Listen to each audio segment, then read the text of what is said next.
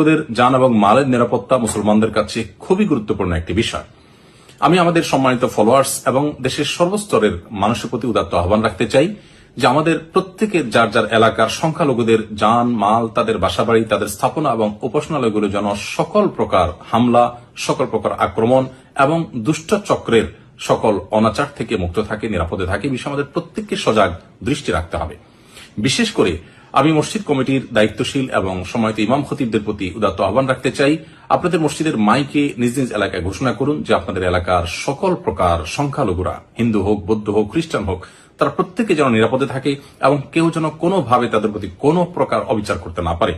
কোন দুষ্ট বা অপরাধী চক্র যদি তাদেরকে কোনো ক্ষতি করতে চায়, এলাকাবাসী যেন সম্মিলিতভাবে সেটাকে প্রতিহত করে, এ বিষয়ে আপনারা মসজিদের মাইকে ঘোষণা করুন। সেই সাথে মাদ্রাসা শিক্ষার্থী সহ সর্বস্তরের শিক্ষার্থীদেরকে আমি অনুরোধ করতে চাই, আপনারা অনেক কষ্ট করেছেন, আরেকটু কষ্ট করুন।